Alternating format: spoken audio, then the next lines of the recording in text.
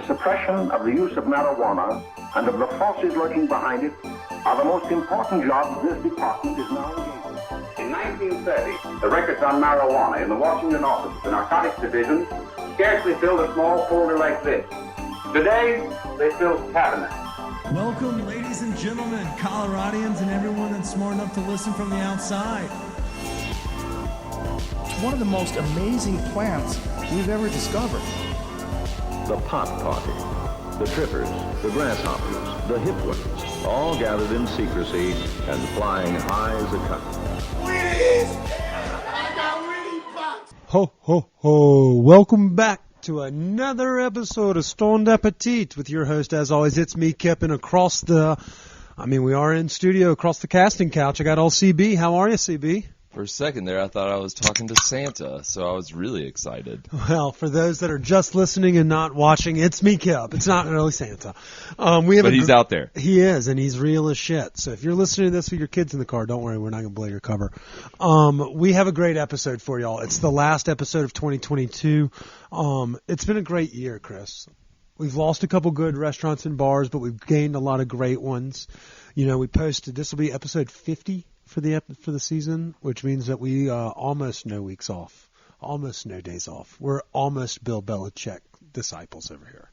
That's a lot of episodes. It really is, and we want to thank everybody in the community for not only supporting us, but for those that maybe are new to the team or new to the community. Thank y'all for all the support on social, on the podcast, on the website, helping us find great spots, reporting back on great spots, and keeping us a little humble, telling us when we don't look as great or the episodes may fall flat. But I can guarantee you that this episode and all of Season 5 in 2023 is guaranteed to be a rager. And that's thanks mainly because of our friends over at Standing Akimbo. They were our sponsors throughout most of this year, and we were fired up to be partnered up with them. And that's because we like to think of ourselves as the best podcast in Denver, just as they are the best dispensary in Denver. So it was a match made in heaven. What makes them such a great dispensary, Chris, is that while it is medicinal only, that gives them the ability to tailor their dispensary products a little bit better. So if you are one of those people that needs to buy in bulk or wants those heavy-hitting edibles, by God, the Standing Akimbo do it for you. They've got everything that all medicinal dispensaries have, but they also do it at 2/3 the price. So they don't bend you over the barrel for you to get those 1,000 milligram edibles or those 500 milligram dialed ins that everybody swears by. You're able to get their products at a friendlier price point, just as medicine should be. And so we're stoked that we got to work with them in 2022, and we look forward to running it back with them in 23. If you are curious about how to get your medical license, shoot us a DM or an email, kip@stoned-appetit.com or stoned_appetit. I can give you the guidelines as well as some referral codes so you get a little discount. As well as if you have your med card and you're like, shit, I got to go try out this Standing Akimbo. It's located at 3801 Jason Street, right off the 38th Street exit near Los Carboncito, which we'll talk about them in just a little bit. It's a gnarly little spot, nice little dive, dispensary vibes. You can get in, get out, and if you want them beat the rush, you can order online by going to standingakimboddenver.com. And you know what I was just thinking about? On your way to swing over to Standing Akimbo, you can always jut off to the right there and hit up Denver Wine Merchant. Oh, it's right kind there of on tucked Fox away, Street. and it's not like, I feel like, it's only known to a select few, or like it's only kind of word of mouth thing just because of its location. But that's a sleeper wine store, so you can pick up some Mary Jane, head over, grab a bottle of wine, and then go home and have yourself a nice night. Yep, and that's exactly what we pretty much did for Christmas and what we plan to do for New Year's. But before we get into all that, everybody knows this episode is the Stoney Awards. We've done 10 of the offbeat ideas for awards, and then they were all nominated by members of the community, and then the community voted on the top 4 in each of the categories. Our categories are a little bit different than like our friends over at Westward or 5280, where they just give you the power rankings. Not us. Not this podcast. Ours are all stupid fucking ideas. So we have things like the best pop-up eats, and we also have the most overrated, aka the worst restaurant in town. and things of that nature. Spiciest bite in the city. Best nudes, and obviously Emily Radzikowski would have gotten first place in this, but she was not nominated. So we have some great contestants from across Colorado. We also have some insight into the social media game. Obviously, we are alphas because we see ourselves as such, but we are going to get y'all's opinion on who has the second best social media account. All of that today, and then before we leave, there's a little tea from the restaurant industry. We're hearing some rumors about people that don't want to go to work because they fear for their lives, as well as maybe larger corporations keeping that all ho-hum. So it's not gotten out just yet, but that's what we're here to do. We don't break news, we sprain it, That's great. That could be, once we go national, like your sign-off. I think that was Dan Patrick's for a while. Damn. So, I was about to say, it sounded really good. Yeah, I'm not that clever. No. But we are, our community is. And so let's go ahead and get into the nitty-gritty. Let's talk a little Stoney Awards, Chris. And you know what the great thing about Stoney Awards is? It's truly a democratic process. We let the people speak for these votes. Yeah, so if you don't like the results, fuck your couch. We don't care because we didn't have any skin in the game. Obviously, in March Madness, when that bracket comes out, that will be all based off of our bias. As well as we're also going to be constructing a committee that will be joining us. Chris and I will obviously be heads of the committee, but we'll also have some friends in the community that have no skin in the game, but also have good taste in things. They will be joining us to fill out or create our 64-team bracket, and we'll have some new sponsors this year. So the winning restaurant will get a fuck ton of booze, a fuck ton of weed, and they'll get a gift card to stock the kitchen, so to speak, similar to last year. And the highly coveted trophy. Oh, yes. The trophy this year is about shoulder high, and you're going to think that we actually sacrificed a goat because the head on the top is just wonderful. So it's a doozy, but this is more like the conference tournament, so to speak. So, Chris, let me get your what was your favorite Stoney Award for 2023? Which one of those were you most intrigued to see what the community was about?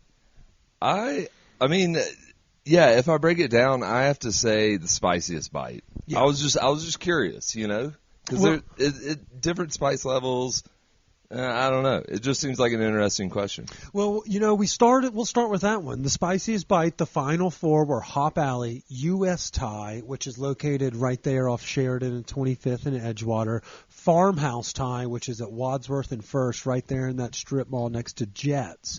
And then the fourth one was our friends over at Pizzeria Leopold, who have a Diablo sandwich sauce that will knock your dick in the dirt. And that is actually located on Wadsworth and 22nd. So we have a little bit of Lakewood representing on this one. Hey, yeah, you don't hear enough about that, but Lakewood's got some good vibes.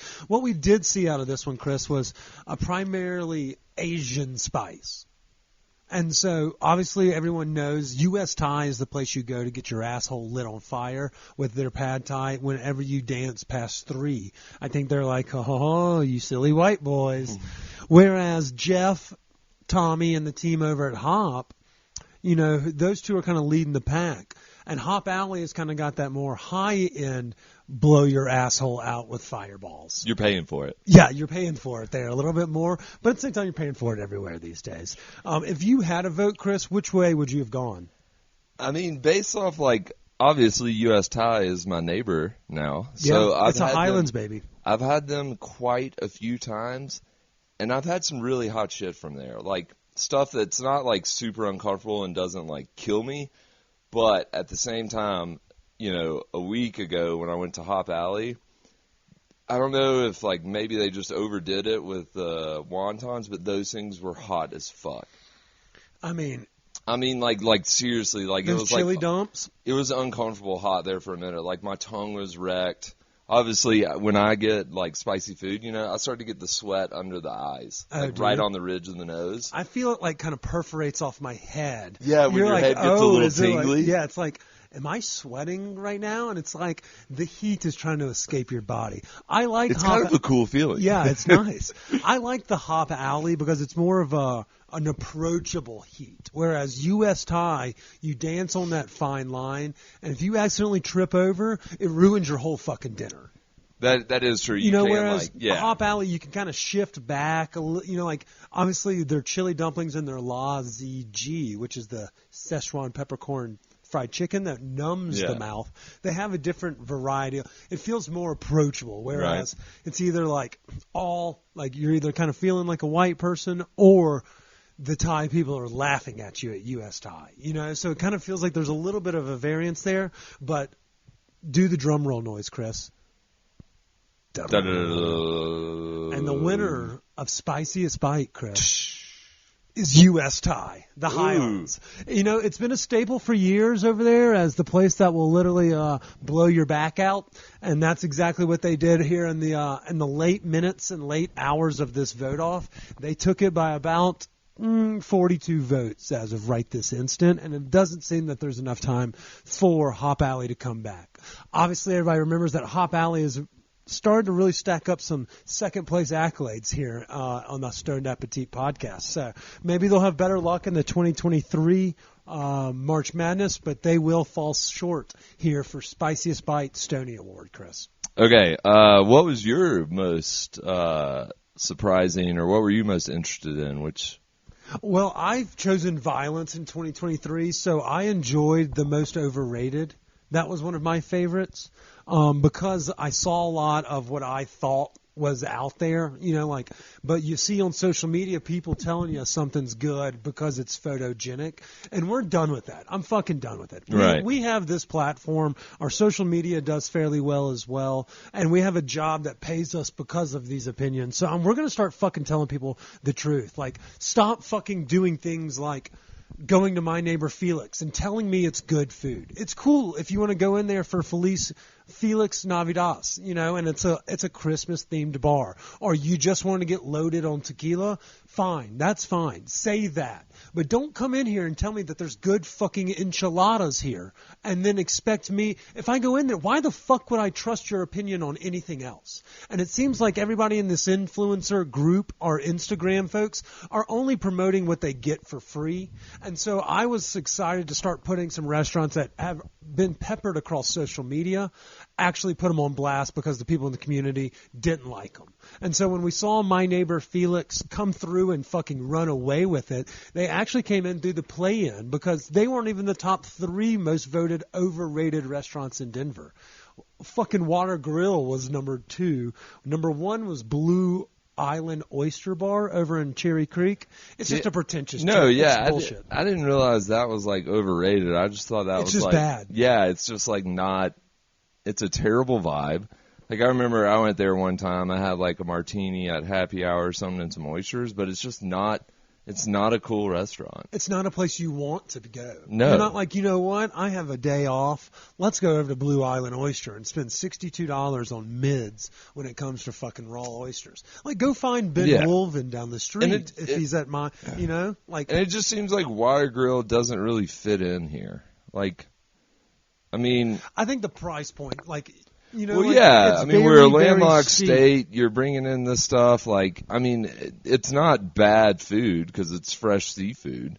But at the same time, like, I would much rather go to a local restaurant. Like a Tavernetta or a Wolf's Tailor or a Fifth Street. Yeah, if I'm going to bust my nut, I'm going to bust it on somebody that lives here and is actually putting in the grind and shows the passion through their cooking. I agree. And then Keeney's is a new spot that made it in the top 4, and we actually haven't. Yeah, the funny thing is, like, My Neighbor Felix for me is like synonymous with what's that shit show place on Rhino?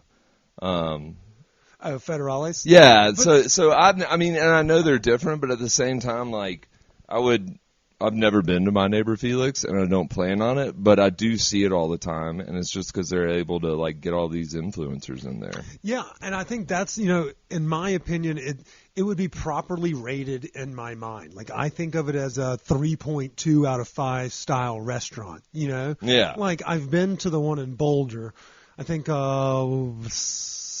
right when they opened that one, but it kind of reminds you of just, like, a Rio Grande. Like, it's the same kind of concept except with less lethal margaritas. But that poll alone had over 1,000 votes, Chris. Nice. Which doubles the next closest poll voting. Yeah, what's the next one you got? Okay, so we've done those two, Chris. I think we have Best New Restaurant. And so, obviously, this one, we've gotten a lot of guff, I suppose, would be the best way to describe it. Because people are like, oh, my God, this one's winning or that one's going to – I can't believe this made the top 4. Man. Well, we've already addressed that. Yep. So this one had a little bit of guff in the community, but it seems that I think 4 quality restaurants, we separated the wheat from the chaff. And I feel like, the cream rose to the top in this nomination. Who we got? We've got Point Easy, the location over in what is it, like Whittier Cole neighborhood, the neighborhood dive spot? Yeah. And then we have Glow Noodle House, which is right there in the former Brazen, right off of Tennyson near Sprouts, 38th and Tennyson. We have Bodega, which is a New York-themed breakfast vibe that's at 38th and Clay. It sounds like 38th's a vibe. You can hit the liquor store, the dispensary, and then eat one of these great restaurants.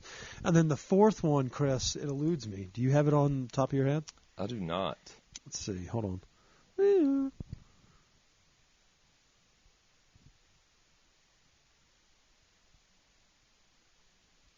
How am I losing these?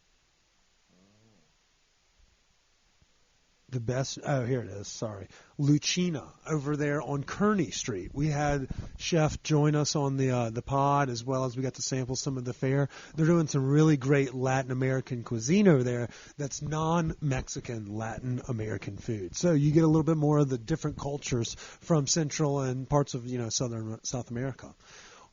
You've eaten most of these, Chris.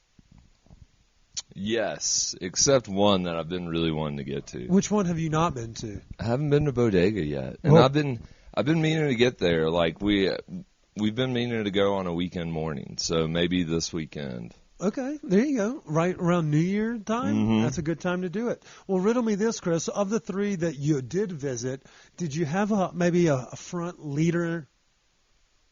I thought Point Easy was great, and I would love to go back again to sit inside. I mean, outside we had a great time and stuff, but the vibe of the place is great, and I would just like to sit inside next time and dine. But the food was dynamite. They had good pastas over there. Yeah, and I just kind of I like that style. But I mean, like Lucina, all those places were great, so I'm curious to see who won that. Well, Chris, you don't have to look any further. The reason we can do early reporting, I feel like NBC on fucking early November. Breaking news. Yeah, I mean, right as the fucking polls close, they're like, Trump wins Mississippi, Biden wins Vermont. And we're predicting. Yeah, we can go ahead and predict with still some time on the clock that Bodega, the restaurant Chris is yet to attend, is actually going to be the winner of Best New Restaurant Stoney Award. Congratulations, y'all. They fucking ran away with it. They have great breakfast food, sandwiches the size of your head. The breakfast burrito, I think it's called like the Hatchet Job or Hatcher or something. I can't remember what it's called. It's fucking delicious. It's a good one. Yeah, it's got a little chorizo. And honestly, it's not sexy because it's a burrito. Like, maybe it's gooey. Maybe it's a Nikola Jokic second-round pick kind of. Do they do like the egg roll sandwiches or like the Kaiser bun, they have like the that Kaiser kind of roll stuff? Like, sandwiches yeah, with, give me hockey puck hot hash browns, and the sandwich is the size of your face, Chris. Nice. Give me an egg, cheese, bacon. Oh yeah, and they have a vegan sausage over there that usually you'd be like, Kip, get the fuck out of here. But if I'm sitting here telling you, a boy, that vegan sausage is worth looking at, put it on that fucking Kaiser roll on that breakfast sandwich. It's fucking divine. All right. Where are we going with next? All right, bravo, Bodega. Congratulations. We're very happy for y'all. We see a lifetime of success in your future. Chris, the next one we're going to do is the best pop-up eats in Denver. So people were in our mentions saying that it shouldn't be fair. Some of these are trucks and some of these are pop-ups. again, please just fuck all the way off. This was fun, and we're just trying to make a fun final episode of the year. Riddle me this. Do food trucks not make little pop-ups places? They pop up at different locations around the community, and they bring business to maybe breweries, distilleries. Ergo, pop-ups. Yep. So, obviously, all 4 of these, you couldn't go wrong eating at any of these locations. They all fucking slap. The first one's our friend AJ Scheffler and his friends, or his operation, Little Arthur's Hoagies. Everybody knows Little Arthur's it's become a staple in the food scene here. If you haven't had it yet, I'm sure you'll get to it eventually and post about it. But it is fucking knock your socks off. So he does different sandwiches every pop-up. So he does like all of one style. And he's opening a brick and mortar. He's not sure when. He said announcements will come in 23, so I'll leave AJ to come maybe join us on the pod and talk about that. But he's a newcomer on the scene that's been fucking slaying it the last year or so. So well-deserved. The next one up is our friends Long Nguyen from fucking Rapidos. Heyo, chef, obviously. He and the team slay it. Y'all know that they did one of our cannabis dinners. But they do chopped cheese, Vietnamese style dining. So you can have banh mi, that's like a pho banh mi, so you get a little dipping sauce that's a little different. They do the chopped cheese sandwiches like the New York style Sammy's from their time living there. And then they have a litany of other stuff. The chicken and rice with white sauce is fucking cum-worthy too. So there's really, you can't go wrong no matter what you get on that menu either. And they are going to be opening a restaurant in 23. Chris actually reported on that in Westward with our friends and fellow nominees, Yan Wan Tan. Also a fellow Cannabis pop-up dinner.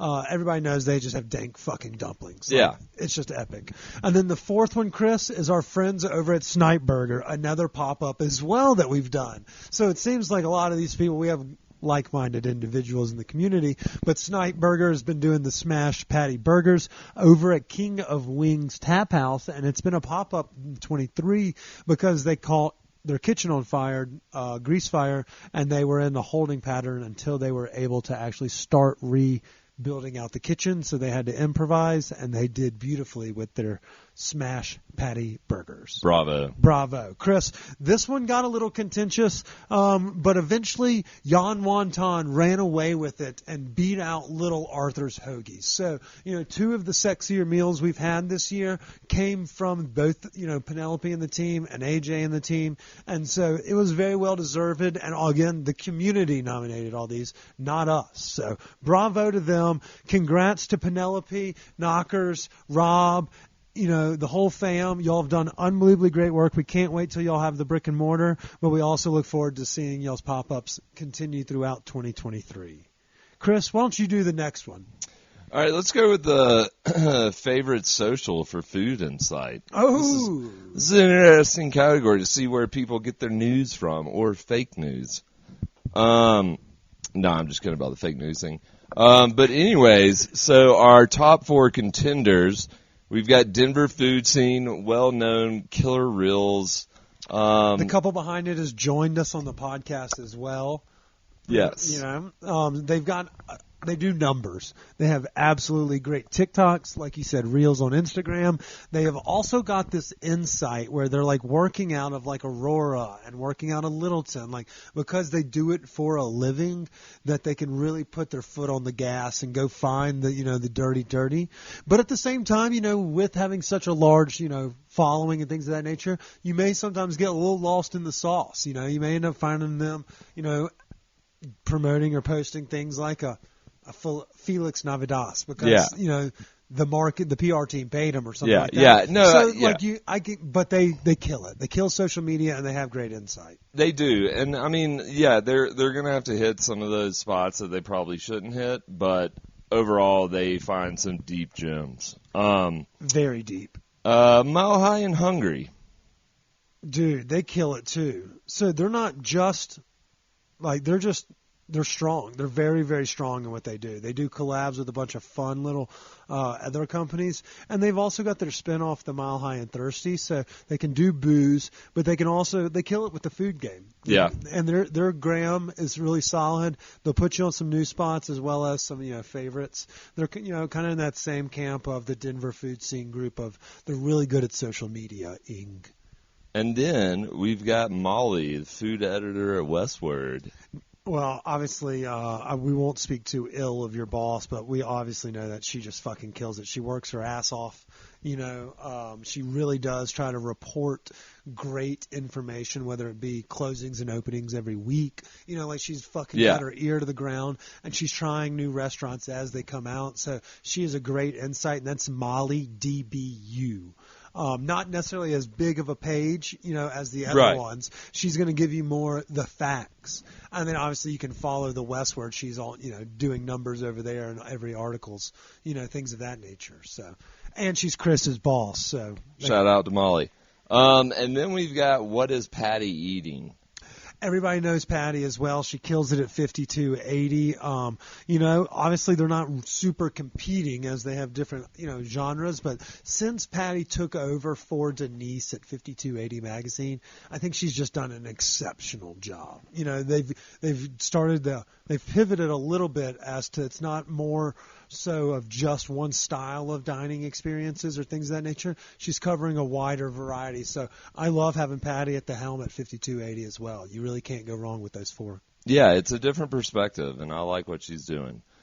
All right, so the winner is Denver Food Scene by a narrow margin. Yeah, so this one was contentious. Molly literally was like 2 votes behind, then 10 votes behind, then so it's always been close, like within 20 or 30, and it could literally change by the no, it can't, but it's over now. But it could have changed there. It could have flipped either way, and you can't go wrong. You need to be following both Denver Food Scene on all socials, as well as you need to be following Molly for true insight into the food world. Like when restaurants are opening and closing, that's exactly what she's here for. So, both of them are great candidates, Chris. All right, let's move on to Best Delivery Dinner. Who do we got? All right, so kicking it off, we got Spice Room. Fuck yeah, that place slaps over there. Oh, it's the 38th Original. I love it. I don't know. I'm trying to think when. I feel like I've had Spice Room, but it may have been a while. And then we've got Peter's Chinese, which if you live in the Congress Park, Cheeseman Park area, and you haven't been there, something's wrong. Yeah, and you don't even have to go there. Like we're saying, it's delivery, and they deliver all the way down to the tip of Rhino. So if you are living in one of the new build-outs over there in 5 Points, and you have not had Peter's Chinese, you can get it as well. Brutally big asshole. Great fucking sesame chicken. Hell of food. Great sesame chicken. And the portions are nice. I've never heard anyone that's worked for him ever say anything positive about him, and we know multiple people because the man has been in business for 40-plus years. I mean, I'm pretty sure that's cash. I'm pretty sure that's why the Help Wanted sign is always up in the window. You make a lot of money, but you have to endure Peter. All right, and then we've got Pepper Asian. So they have 2 locations, one on the east side and then one down on 38th that handles the Seaside, Highlands, or Sunnyside and Highlands area, both of which are very strong, and they don't suck. Like the food comes quickly, and it doesn't suck. It's not going to blow the doors off like your Hop Alleys in the Asian world, or even fucking Star Kitchen, but it's reliable. And, they're not going to screw you over. Your order's coming, it's going to be on time, and it's going to be similar to what you had the last time you were there. Consistency. Consistency is key. And then we've got Scratch Kitchen.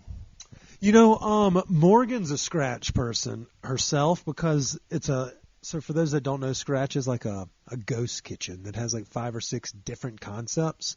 And I think it's owned by the people that, I can't remember and I don't want to misspeak, but I think it's got a parent company that knows what the fuck they're doing in the food world. And I can say that their chicken tenders are delightful. So that one, I didn't see that coming. I didn't think we were going to have Scratch Kitchen in there, but it had a fair amount of votes in the nomination process. Not to get sidetracked, we just need an answer. When you go out and get chicken tenders from a spot like that, Are you trying to grab honey mustard, or are you just dipping them in ketchup? What's your dip? I go buffalo and barbecue, and then you go barbecue first, buffalo second. Okay. So the buffalo kind of sticks to the barbecue, and Yep. then you get that vinegary hot, and then you get the sweetness from the barbecue, and then you get the crunch of the chicken. Okay. So that's my take on that. Who won, Chris? On that one, we had Pepper Asian. Hey-oh! I'm surprised Peters didn't win. I'm not going to lie there. But I feel like Peppers can service more of the area, similar, to a lot of girls we know. Shout out to my South-Fed fam. So that's I feel like that's a deserving Stoney award right there. That's a good one, Chris. That was a good one. How many we have left? We got 2 cannabis, and then we have 1 more food. You ready to get in them? Let's do it. All right. So the favorite strains of the years. That one was kind of a precarious one because there's so many different ways. So we had Mac 1, we had Super Lemon Haze, we had Kush Mints, and we had Gelato. And obviously there's so many crossbreeding now. It looks like fucking Alabama's, it's like whatever y'all's family tree looks like in Alabama. It's just inbred as fuck, cross-promoting, cross-pollinating all over the place. Lots of mental illness. Yes. Well, Super Le Mans won. Super Le Mans won handily. And I feel like this one's kind of fickle because everybody has different ways about how they like to catch a fade. And I like things of that Gelato. nature. Do you?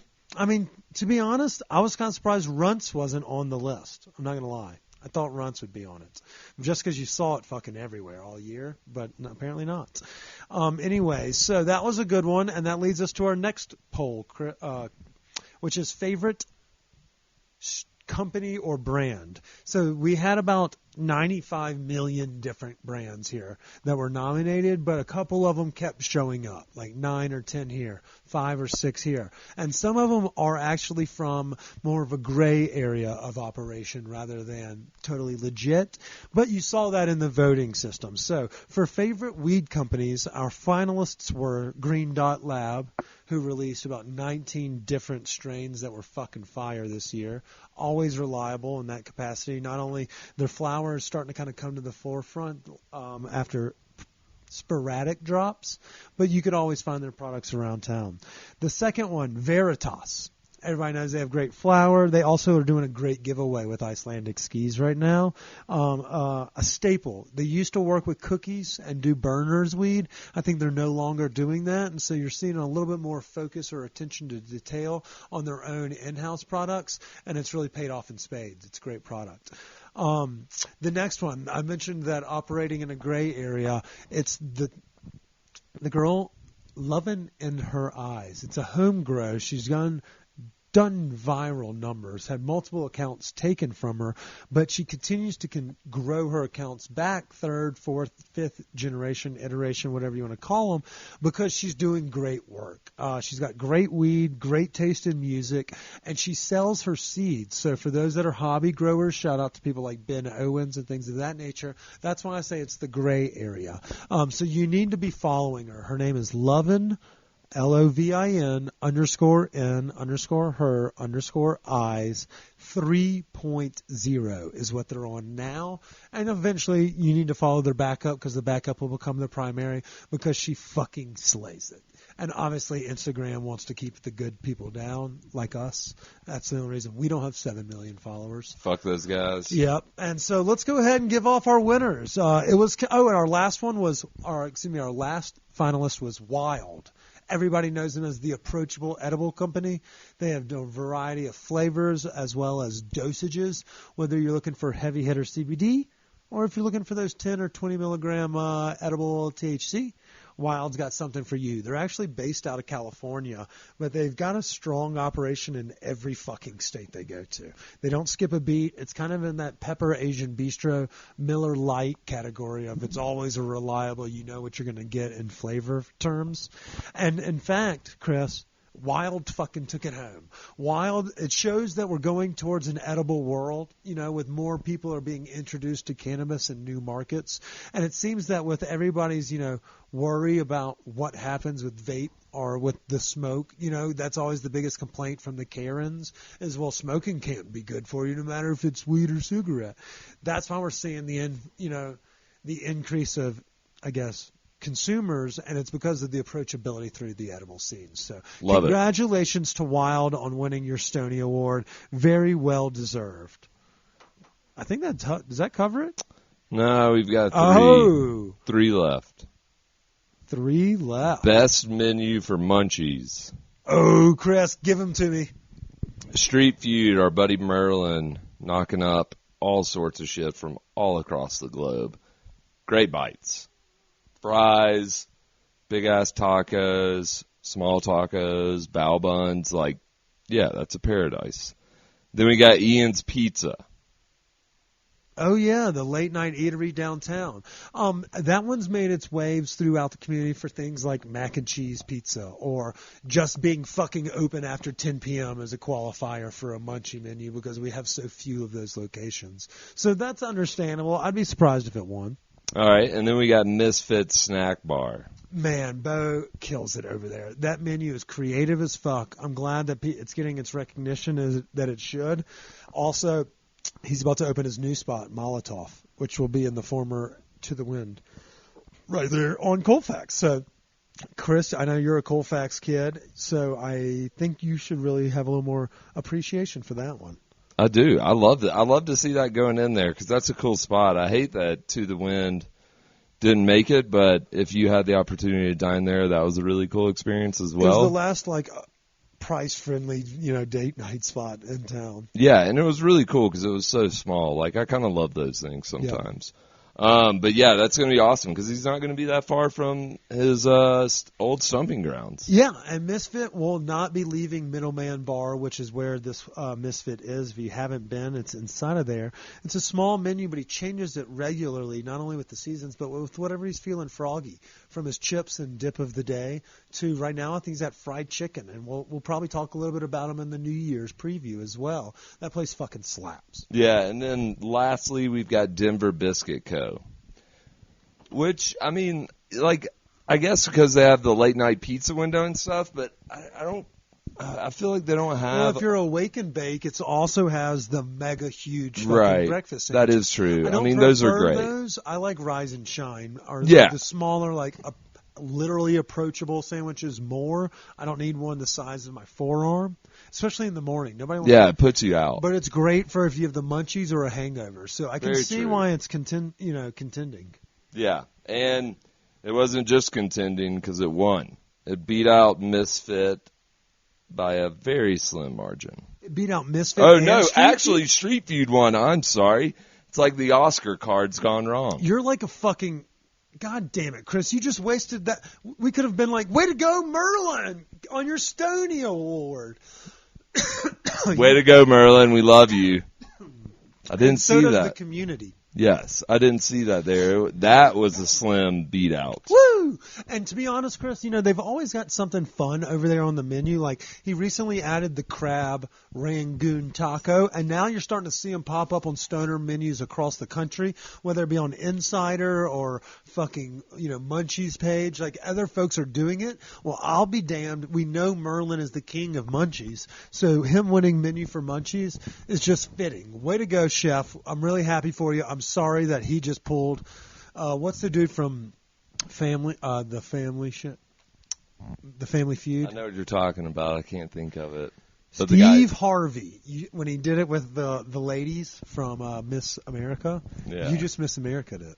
Well, I'm sorry. Better luck next year. Okay, Chris. So how many do we have left? Are we almost done? We've got 2. Oh, we have 2 more. So we did that one. What do we have left? We've got Best Noods. Oh, talk dirty to me. We've got Uncle. Oh, yeah. All Tommy Lee. Yep. Good ramen. Yeah.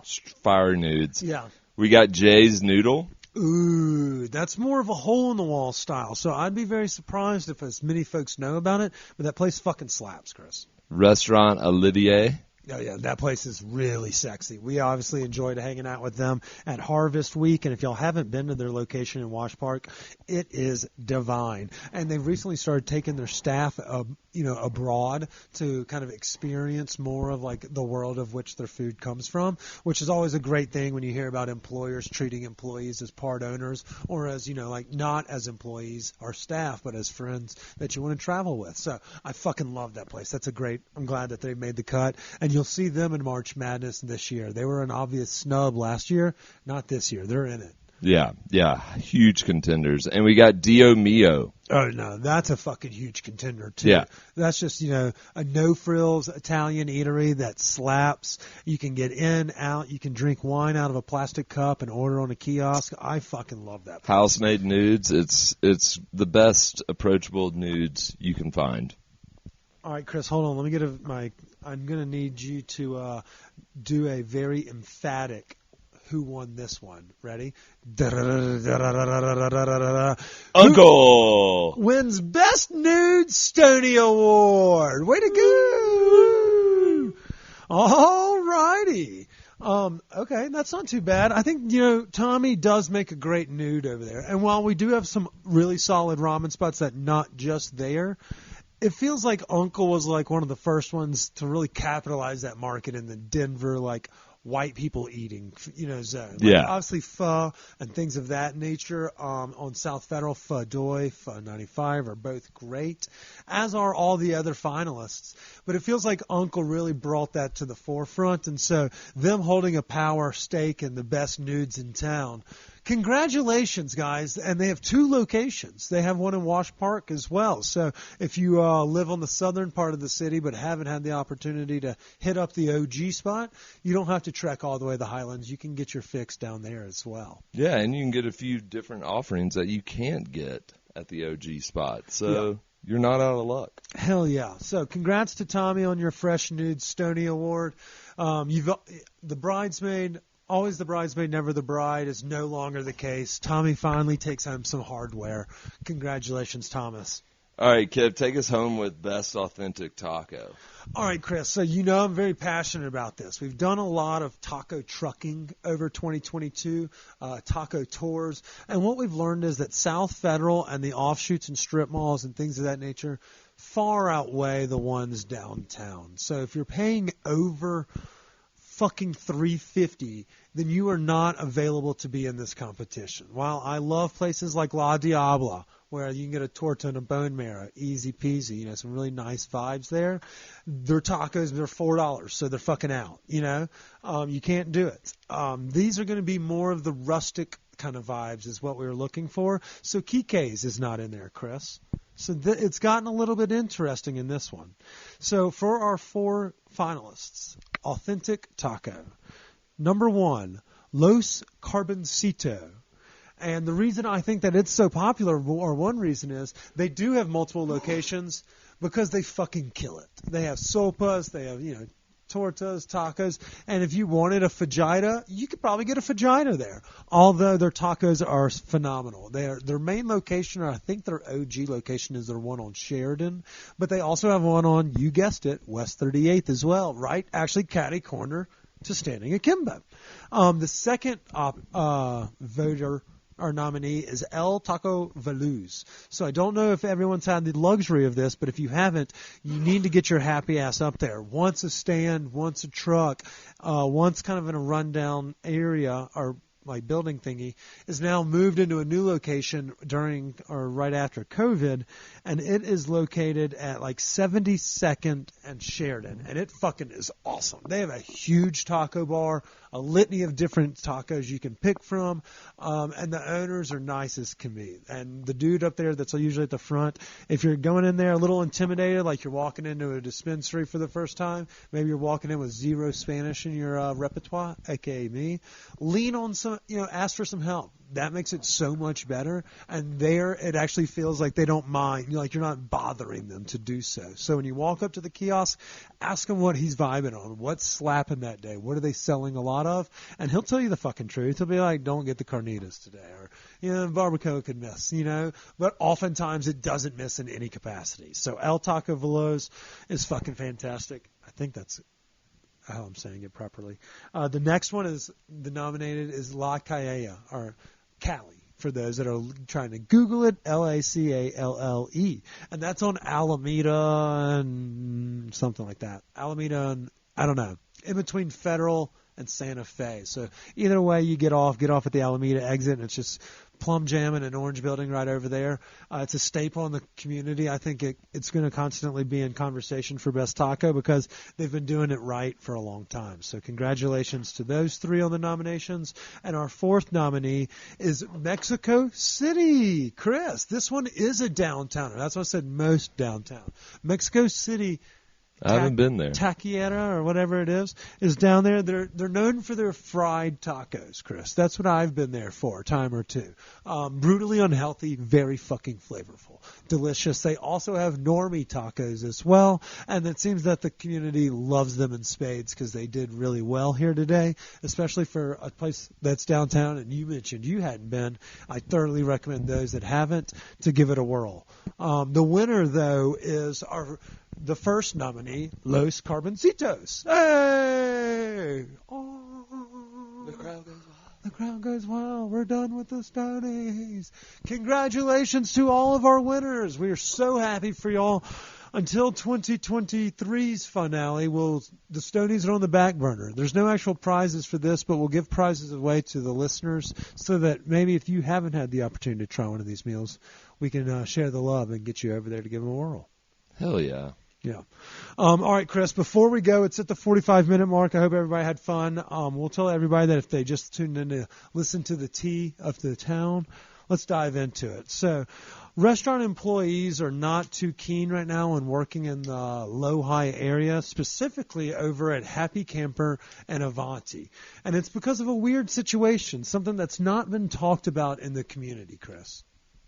What's that? So apparently there's been gun violence down in Low-High recently on Sundays and in the weekends. They've called it gun violence that's done by gangs. So apparently they thought people were coming to watch the sporting events at Happy Camper because the food was good or because they had a lot of TVs, which should have been the first red flag. But it turns out these guys were coming all decked out in like jerseys and things of that nature, maybe representing a side or another. And we've started to have gun violence break out to the point where the staff does not want to work there on the weekend. All of this is alleged from what we were told in the DMs. And so Avanti has added extra staff to make sure that the community feels safer on the weekends, but the staff does not. And so that has become a concern. And while we haven't seen anything about it in the news, or at least I haven't, and I'm not a real reader, I don't know how to read well, but at the same time, it's just a little scuttlebutt, a little tea around the town, is that there's been a little bit of gang violence down in Low-High around the Happy Camper area. So if you didn't need any more reasons to stay away from the My Neighbor Felix corridor of terribleness, or what we call the Triangle of Terrible, there's your reason. So go in and get your Meta Asian food on your Fridays and your, on your Saturdays, and then get out before gang violence starts breaking out because nobody wants to be down there during that, including the employees. Take care of your employees, please, Happy Camper. We know you're another Chicago chain, similar to some of our favorites, but please be better. I'm not going. And fuck no. Well, we went one time to do that interview with that guy, remember? Oh, yeah. I can't remember how long ago that was, but it was like a Wednesday. So it was very mild. But as the Christmas season comes to an end, I'm sure their decor will change into like a winter wonderland, and we'll see some new Instagram videos from why we should be at Happy Camper on any day but Sunday. But we won't go. No, we won't. Chris, anything cool for the new year? You know what? I think, I know there's a concert at Cervantes. Mill Francis is playing, which would be fun. That's the only one that's tickled my fancy. Yeah, everything else is kind of hit or miss. Yeah. There's bigger jam band scenes. I see a nice bottle of Champs and maybe a good home-cooked meal on the horizon. Yeah, my dad used to call it amateur hour, and seeing as we're professional Vice users, I'm kind of in the same camp. I'm not going to go out. If we go out to eat all the time, I'm not going to pay the extra $18 to have a glass of Cook's champagne brought to me upon entry when I go into Plus the extra $50 on Uber or rideshare afterwards. I would rather not discourage folks from doing that, so do not fucking drive this weekend. Yeah, don't drive. Jesus, the cops bust so many balls in Denver for that stuff. And these days, you might as well just fucking Uber. eat the Yeah, $50 I'm just bullet. saying that's why I'm staying at home. Yeah, I mean, all of those are great ideas. And if you have nothing, have nothing going on, Chris, you can come over to our house. We'll probably just chill, but you're always welcome. Sweet. Yep. We're in the same camp. We'll post everything on our social media, including the winners, in case you didn't listen to all of this.